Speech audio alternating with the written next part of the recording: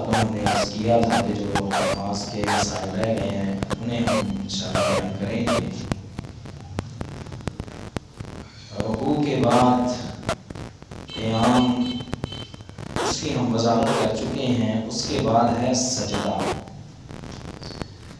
تو پہلا سوال یہ ہے کہ سجدہ کیسے کریں؟ جب قیام میں ہیں تو قیام سے سجدے کی طرف جانا ہے تو کس طرح؟ اس کا جواب یہ ہے کہ اللہ کے نبی علیہ السلام اللہ اکبر کہتے ہوئے سجدے کی طرف جھکتے، سجدے کے لیے جھکتے، یا اللہ اکبر کہہ کے جھکتے۔ یہ دونوں طرح درست ہے۔ بہتر یہ ہے کہ سجدہ کرتے سجدہ بھی کریں اور اللہ اکبر تکبیر بھی کہیں۔ دوسرا سوال کہ سجدے میں جاتے وقت پہلے زمین پہ کیا رکھیں، گھٹنے یا ہاتھ؟ رسول اللہ صلی اللہ علیہ وسلم کی حدیث ہے کہ تم میں سے کوئی شخص ایسے نہ بیٹھے جیسے اونٹ بیٹھتا ہے۔ اونٹ کے بیٹھنے کی طرح مت بیٹھو۔ اونٹ کیا پہلے پچھلی ٹانگیں بالکل بچھا لیتا ہے، پھر اگلی جو ہے وہ بچھاتا ہے۔ تو اس طرح نہیں، بلکہ پہلے ہاتھ رکھیں پھر گھٹنے رکھیں۔ یاد رہے کہ جو روایت آتی ہے نا گھٹنے پہلے رکھنے کی، وہ سخت ضعیف ہے۔ اس کے مقابلے میں صحیح روایت یہ ہے کہ پہلے ہاتھ اس کے بعد گھٹنے۔ اب سجدہ کرنا ہے، سجدے کی کیفیت کیا ہونی چاہیے؟ یہ بڑے اہم مسائل ہیں سننے والے۔ ہمیں اتنا عرصہ ہو گیا ہے نماز پڑھتے ہوئے، لیکن بڑی ساری کمزوریاں اور سستیاں اور کمیاں ہم چھوڑ جاتے ہیں۔ سب سے پہلے حدیث سجدے کے متعلق یہ یاد رہے کہ رسول اللہ صلی اللہ علیہ وسلم نے فرمایا امرت ان اسجد علی سبعۃ، اللہ نے مجھے حکم دیا ہے کہ میں 7 اعضاء پہ سجدہ کروں۔ 7 اعضاء کون کون سے ہیں؟ پاؤں، 2 پاؤں، 2 گھٹنے، کتنے ہوئے؟ اور 2 ہاتھ، اور یہ ماتھا اور ناک، اس کو ایک ہی شمار کیا گیا ہے، پیشانی اور ماتھا۔ کتنی چیزیں ہو گئی؟ ان 7 اعضاء پہ سجدہ کرنا ہے، پیشانی، ناک، 2 ہاتھ، 2 گھٹنے اور 2 پاؤں۔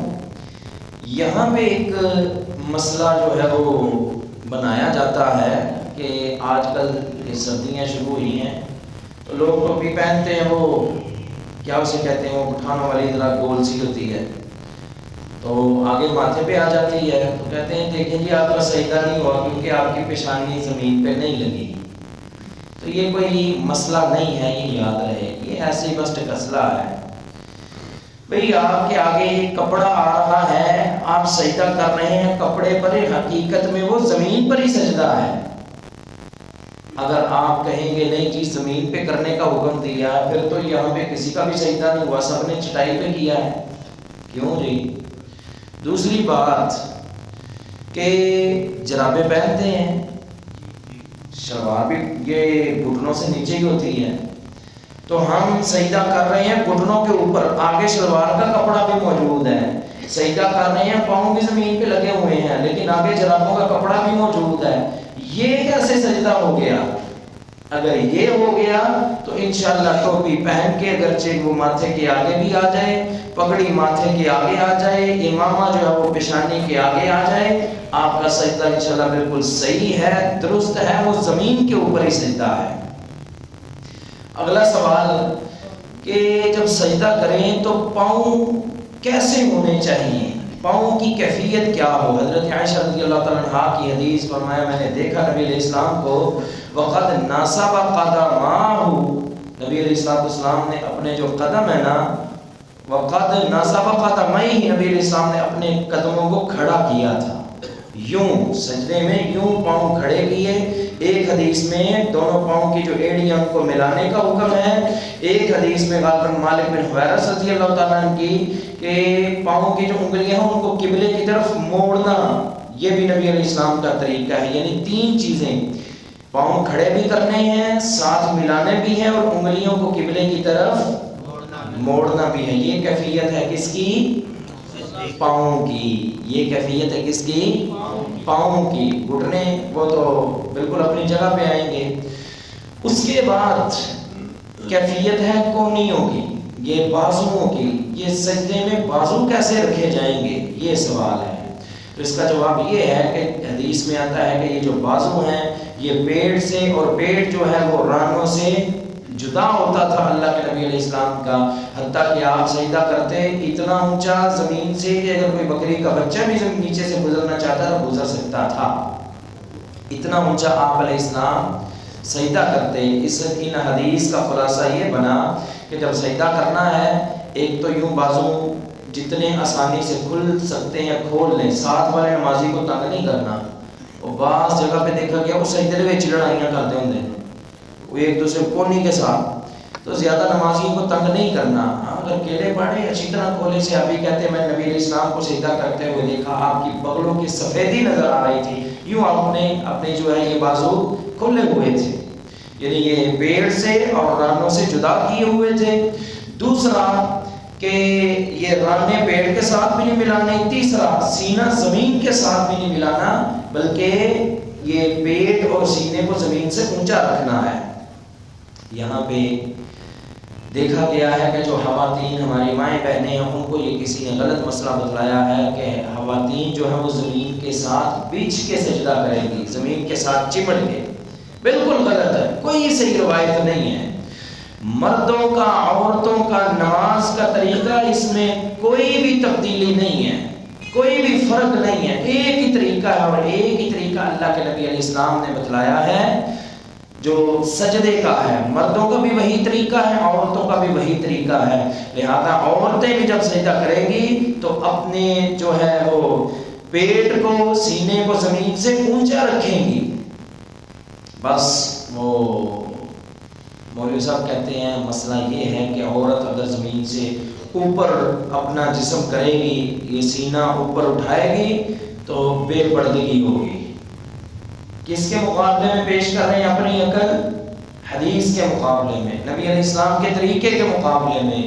ہمیں ایسی عقل سے کوئی غرض نہیں، کوئی لینا دینا نہیں ہے. نبی علیہ السلام نے ایک ہی طریقہ بتلایا ہے اور اسی طریقے پہ مرد بھی سجدہ کریں گے، عورتیں بھی سجدہ کریں گی. رہا مسئلہ بے پردگی کا، کوئی بے پردگی نہیں ہوتی. اللہ کے نبی علیہ السلام نے کیا یہ حکم نہیں دیا جو بالغ عورتیں ہیں وہ اوڑھنی لے کر، بڑا دوپٹہ یا چادر لے کر نماز پڑھیں؟ تو اچھی طرح اگر چادر لی ہوگی تو بے پردگی کا کوئی شیبہ بھی پیدا نہیں ہوتا. یہ سب جھوٹ ہے. لہذا جس طرح مرد زمین سے اونچی اٹھ کے سجدہ کریں گے ویسے ہی خواتین بھی کریں گی. اگلا سوال، یہ تو کیفیت بیان ہوئی ہے یہ رانوں کی، پیٹ اور سینے کی اور کونیوں کی. ہاتھوں کی کیفیت کیا ہو؟ تو اس میں جو حدیث میں کیفیت بیان کی گئی ہے وَضَمَّ أَصَابِعَهُ، نبی علیہ السلام نے سجدے میں اپنی انگلیوں کو بند کر لیا، اپنی انگلیوں کو بند کر لیا یوں. اچھا یہ مسئلہ بھی کلیئر ہو گیا. اگلا سوال ہے کہ ہاتھوں کو سجدے میں رکھنا کہاں پر ہے، کہاں پہ رکھنا ہے؟ تو دو طریقے درست ہیں. سینے کے برابر رکھ لیں تو بھی درست ہے، کانوں کے برابر رکھ لیں تو بھی درست ہے. یہ مسئلہ کلیئر ہو گیا. ہاتھوں کا بھی آگے پیشانی ہے وہ تو یقیناً سیدھی زمین پہ آئے گی، ناک اور پیشانی. یہ بھی مسئلہ ہے کہ چٹائی پہ سجدہ. ہاں مجھے ایک اور حدیث یاد آئی، جو لوگ کہتے ہیں ٹوپی پہن کے یہ ماتھے پہ ٹوپی آجے سجدہ نہیں ہوتا. صحابہ کہتے ہیں کہ بعض دفعہ اتنی گرمی ہوتی تھی کہ ہم علیحدہ سے زمین پہ کپڑا بچھا کے، وہ تو زمین پر ہے لیکن سجدے کے لیے علیحدہ سے کپڑا بچھا کے اس کے اوپر پیشانی رکھتے تھے، اس کے اوپر سجدہ کرتے تھے. تو ان کا ہو گیا تو ہمارا ٹوپی پہن کے کیوں نہیں ہو سکتا؟ اگلا مسئلہ کہ سجدے میں پڑھنا کیا ہے، یہ سوال ہے. سجدے میں پڑھنا کیا ہے؟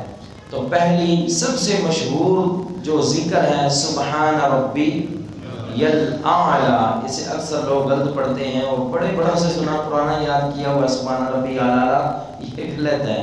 سبحان ربی پاک ہے میرا رب، الاعلی جو بہت بلند ہے، اعلی ہے.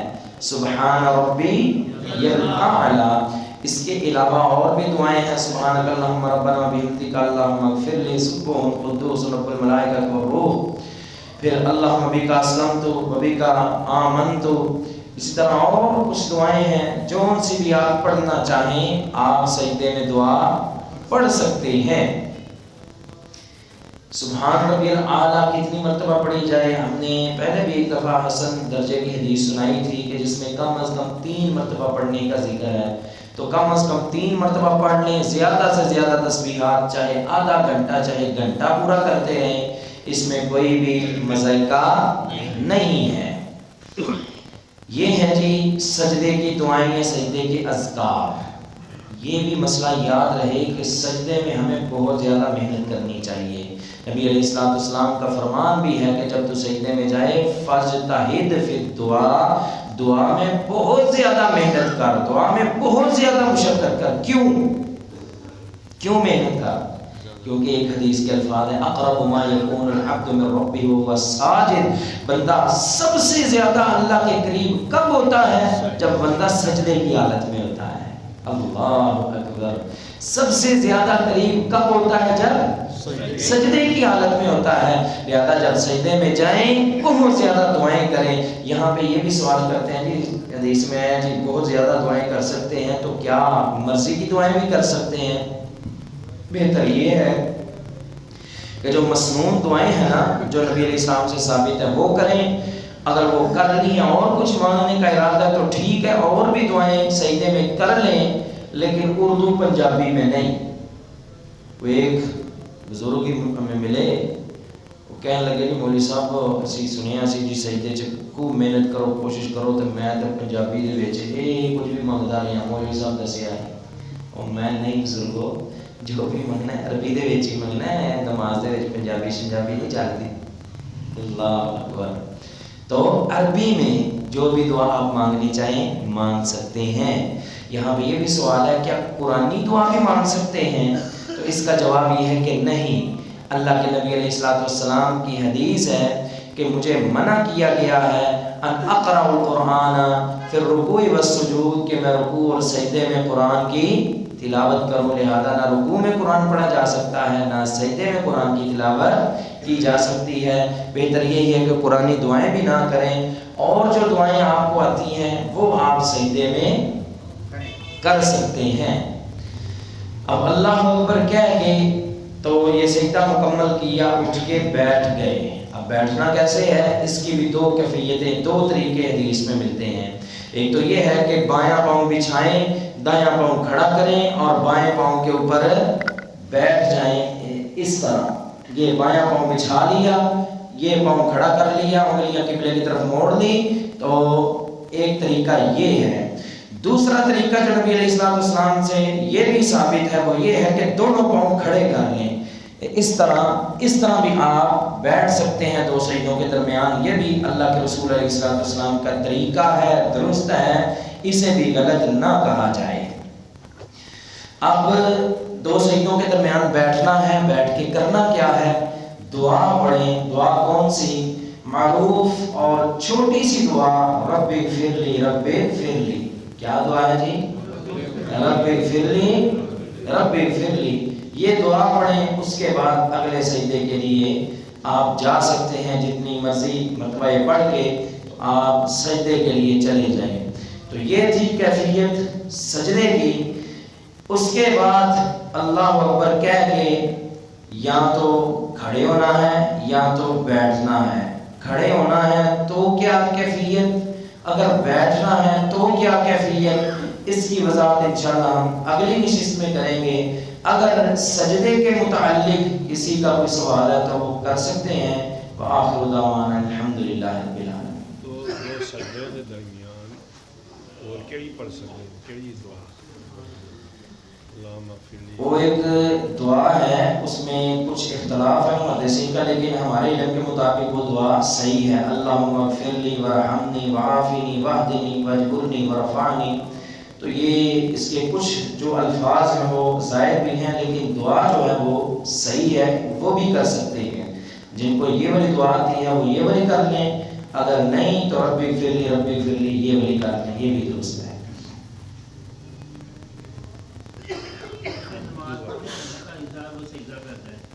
ویسے دعا کردیا سیدھا کرتا تو اس میں جلدی نہیں دعا کر سکتے نا نماز کو علاوہ اس کی بھی دو کیفیتیں ہو سکتی ہیں. ایک تو وہ ہے سجدہ شکر.